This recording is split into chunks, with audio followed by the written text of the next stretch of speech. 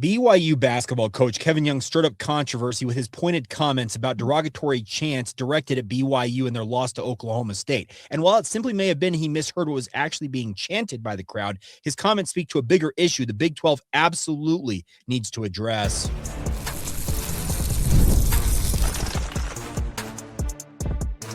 You are Locked On Cougars, your daily podcast on the BYU Cougars, part of the Locked On Podcast Network, your team every day.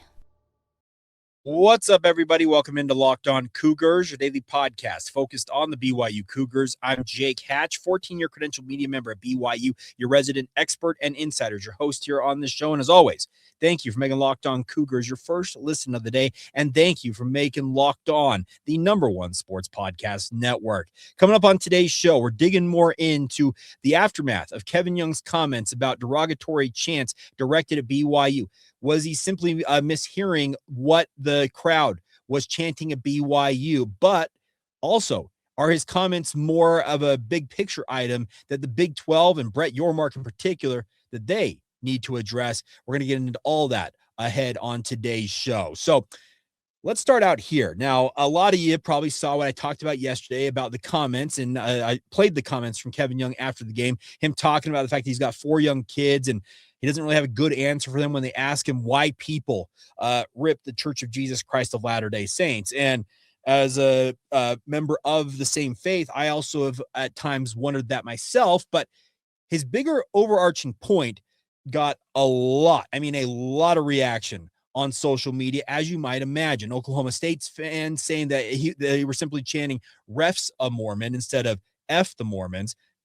Sounds like you could very easily misinterpret that. But our friend Cody Stovall over at Locked On Oklahoma State, or Locked On Cowboys, I should say, if you didn't see his most recent podcast on the issue, he believes that there may have been some morphing of, what maybe originated as "refs a Mormon," which sounds very clearly like it could be confused for "F the Mormons." And he believes it could have absolutely morphed with a certain part of the crowd that Kevin Young could have heard that actually chanted "F the Mormons." So you can be on either side of that debate. And trust me, my social media has been blowing up with that. And the bigger point here that I want to talk about is, why is the Big 12 applying different, punishments, I guess you can call them, or addressing things differently?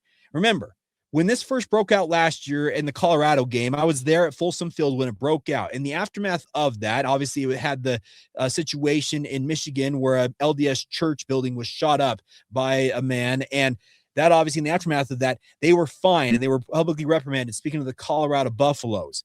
Then you move along in the season and BYU shows up at Cincinnati. Same thing happens. Curiously, the Big 12 is mum on the word. No comment about it from Brett Yormark, no public reprimand, no fine for the Cincinnati Bearcats. There were some people saying that they abided by whatever guidelines needed to be abided by, essentially warning fans ahead of time, and then essentially, hey, we did what we were supposed to do. But then we hear allegations of what happened here against Oklahoma State, and bright and early on Thursday morning, get this statement from the Big 12 Conference. Quote, "The Big 12 Conference is aware of and is investigating the reports of inappropriate chants that occurred during last night's BYU-Oklahoma State men's basketball game. All parties have been notified. The conference has zero tolerance for behavior of this nature and will address the matter in accordance with Big 12 sportsmanship policies," unquote. All right, so if there is A, zero tolerance, and B, it's going to be in accordance to whatever sportsmanship policies, shouldn't there be a fine being levied against Oklahoma State? Shouldn't there have been a fine levied against the Cincinnati Bearcats for what happened in football this past fall? Shouldn't there be a fine going forward every time this vile chant rears its ugly head? Well, you would like to think so. And that I think is where the consternation that is kind of harbored here is that the Big 12 is haphazardly applying their way to address this in different forms and fashions, seemingly to fit whatever the narrative is. Obviously, in the aftermath of that shooting in Michigan, Grand Lake, Michigan, they fined Colorado. And the way things look, it feels like that was in reaction to national mourning for what happened at that church building literally hours after Colorado fans had been chanting at, mainly Colorado students.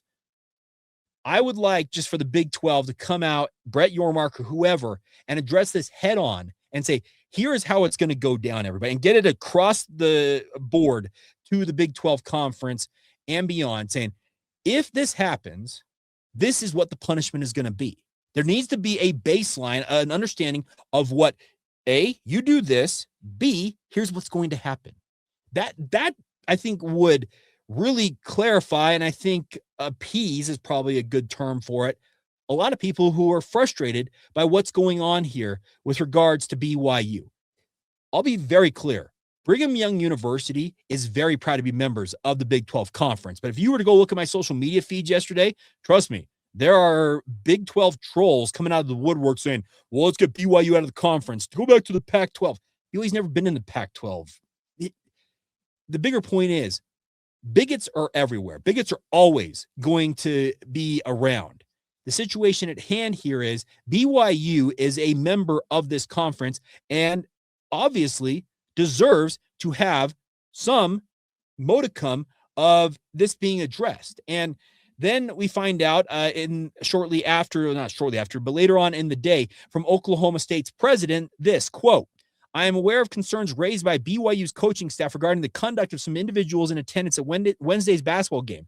Any behavior that targets or demeans others has no place at Oklahoma State University and does not reflect who we are as Cowboys. The Cowboy Code calls us to treat others with respect and dignity, and we are reviewing what occurred and will address any violations of our standards of conduct appropriately. Oklahoma State University values the relationship we have with BYU and deeply respects their community and their faith. I have reached out to BYU leadership directly to express our commitment to upholding the standards we expect from our community. We will continue to work with our students and fans to ensure that the atmosphere at our events reflects the values of the Cowboy family, unquote. Now, I appreciate that coming from the president of Oklahoma State, and props to him. But isn't that the same stuff we've heard time and time again? Arizona last year, when that happened in the basketball game down there in Tucson, it's kind of what we heard in the aftermath of the Colorado deal, even though they got the stiffest penalty to date. We didn't really hear much from Cincinnati, a little bit, but it's kind of boilerplate. That's the concern that I harbor here is so long as it kind of, like I said, haphazardly has these sportsmanship policies being enforced, what's to stop anybody from doing it again? And B, to claim that it was refs a Mormon. I don't know. I don't have a good answer for that. But I do like the fact that BYU is speaking out a little bit about this. BYU Athletic Director Brian Santiago, well, he expressed his feelings, and we'll get to that next right here on Locked On Cougars. Today's show is brought to you by our friends over at FanDuel. It's the last call for football on FanDuel. One final Sunday, one last kickoff, the final chance to get in on the action before the NFL season officially comes to a close. This is Super Bowl 60, and FanDuel is making sure you're right in the middle of it all with a special offer just in time for the biggest game of the year. Whether you're backing the favorite in the Seattle Seahawks, riding with the underdog in the New England Patriots, or building one last same-game parlay, this is the game everyone's been waiting for. This is where predictions turn into plays, stats turn into storylines, and every snap feels a little bit bigger. It's the perfect way to cap off the season, make the Super Bowl even more exciting from kickoff to the final whistle. So if you're a new customer, you can bet just $5 right now and get $200 in bonus bets if you win. Make it count because, after the Super Bowl, the season is over, which is very sad to consider, but it's one last call for football on FanDuel, an official sportsbook partner of Super Bowl 60. Visit FanDuel.com to get started. All right, so Brian Santiago had some pretty point-blank comments, and maybe the most pointed comments I have seen from a BYU athletic director on the issue at hand here. And he spoke to the Associated Press, which is interesting that he picked that outlet of all of them to speak to. But hey, I appreciate him even speaking out. But he said this, quote, what we're trying to do is eliminate the behavior from happening and the apologies that come afterward. Okay, I understand that. But that is the issue there, is, as he kind of calls it, the cycle of apology is where I struggle to think that this is going to be curbed in any meaningful fashion unless BYU and unless Big 12 leadership, and this goes directly to the top to Brett Yormark, they got to speak out very plainly on, if this happens, this is the punishments that is affixed to it. And I'm not saying that BYU deserves special treatment, and I'm sure my social media will get blown up again by people claiming that I'm saying that. I'm telling you, that needs to be more, I think, just cut and dried policy from the Big 12 on a myriad of different issues. We've had issues with Texas Tech and the tortilla tossing during the football season. We have had other issues with TC. Like, there's been different things. And like I said, kind of been haphazard in the response from the Big 12 conference, and kind of speaks to what the Big 12 needs to address here, in my opinion. Just kind of get out in front of it and lay it out there. Now, Brian Santiago also says this: it's a great win for Oklahoma State University. Their fans should be proud. It would be great if some class was warranted in there as well. And that, I screwed that up. That was the comment from Kevin Young talking about if some class was warranted in there. That was the comments he made after the game. But then Brian Santiago, who was not at the game, says this, quote, "It's super hurtful and unacceptable for these chants to be going on, these discriminatory chants against our religion, against any religion." I talked about that yesterday. If you're an everydayer, none of this would be tolerated for any other religion, creed, protected class. For some reason, it's been open season on members of the Church of Jesus Christ of Latter-day Saints, though, but wouldn't go for literally anybody else. You use the term F, insert anything else. National outrage. We'd have hours upon hours of wall-to-wall coverage on multiple major news networks if this was to come about. But for some reason, BYU doesn't garner that same respect in the Church of Jesus Christ of Latter-day Saints. He adds this: there's a human element of it that we want people to understand how hurtful it is and how unsafe it feels for members of our faith. I mentioned that maybe my most viral moment in this podcast history was in the aftermath of that Cincinnati game, and the family that had traveled from Grand Blanc, Michigan to that Cincinnati game that had been shot in that attack in that church building, and to hear that and to essentially have be overcome with fear, that broke my heart, because that involved a family with young children, and I'm a dad who's got relatively young children. To consider that circumstance, it's awful. And that's the issue is words lead to actions. I don't, you can say sticks and stones, words can never hurt me. No, words hurt. They do. I've got if you want to dig into my life story, trust me, words have hurt me at multiple points in my life, and maybe they shouldn't have, but they have. And many of you, if not all of you out there, know that it's not just sticks and stones may break my bones, but words can never hurt me. No, words hurt. And more importantly than that, words lead to actions that can have incredibly horrific ramifications, as evidenced by what happened in that Grand Blanc ward in Grand Blanc, Michigan, with that man crashing into the building, lighting it on fire, and shooting up a congregation of church-going members of the Church of Jesus Christ of Latter-day Saints. That is why this needs to stop. That is why the Big 12 across the board needs to call this out and tell their fans unequivocally it's not okay. I will give mad props to Texas Tech. They had Grant McCaslin speak out at the football game saying, do not do this. Then they had Joey McGuire during the basketball game recently say the exact same thing to the basketball crowd.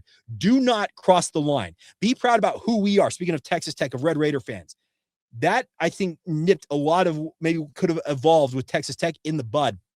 And I appreciate Texas Tech doing that. But Texas Tech is one of 15 other schools in the Big 12 here. The other issue is that Brian Santiago adds this: it's a little confusing as to why there's hate toward us when we are a church built and founded on the Savior Jesus Christ and filling the world with love, and that we're all connected and brothers and sisters and trying to lift and help each other.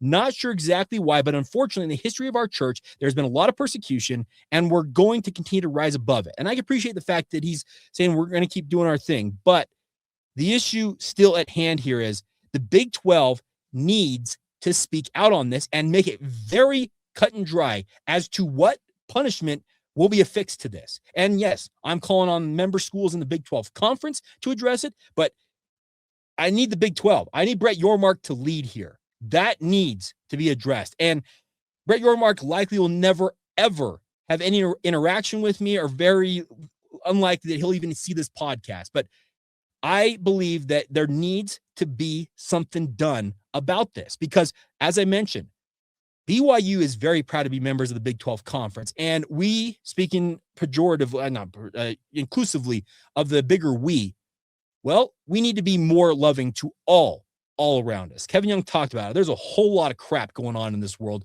We need to have some more love versus division in this world. So, yeah, I hope that the Big 12 conference backs up what they said. They're going to look into this. And like I said, if it comes out that it was refs a Mormon, okay, so be it. Maybe BYU says, hey, our bad. I mean, Kevin Young addressed it and said, hey, I misheard what happened. But the bigger point is from Kevin Young and what he's speaking to is that BYU, they're proud to be part of this conference, but they don't deserve the vitriol that's been lobbed at them by pockets of fans. I'm not saying this is across multiple fan bases in terms of like the entire fan base, but there are people in these crowds that apparently cannot hold their tongue when it comes to BYU, the Church of Jesus Christ of Latter-day Saints, and that is sincerely unfortunate. So I hope it's addressed. I hope it's handled, and I hope that Brett Yormark and other leaders in this conference can get out in front of it and essentially end this once and for all. All right, that's going to do it for today's edition of the show, but stay tuned. Another full edition, Locked On Crossover Edition, Locked On Cougs, speaking of Houston, and Locked On Cougars, which is this show. I talked with Parker Ainsworth about BYU and Houston tomorrow night at the Marriott Center. I had a lot of fun talking about that. Also talking a little BYU and Houston football as well. We'll have that coming up for you guys a little later on this morning, or maybe later today, whenever you guys watch and or listen to this. But as always, thank you for making this a part of your day. Thank you for making Locked On Cougars your first listen of the day. If you're watching this on YouTube, we're going to send you the first ever 24/7 Locked On YouTube channel for more content there. If you're listening on audio, make your second listen today Locked On College Football, Locked On Big 12, or any other Locked On podcast. I'm not going to limit you to what you can consume, because I would encourage you to consume it all. And also, if you'd like to support what we do here on this podcast, join the Locked On Cougars Everydayer Club. LockedOnCougars.supercast.com. LockedOnCougars.supercast.com is where you can join up. And as always, thank you for your support. Please continue to subscribe, rate and review, share this with your family and friends, and come back tomorrow and be an everydayer right here on the Locked On Cougars podcast.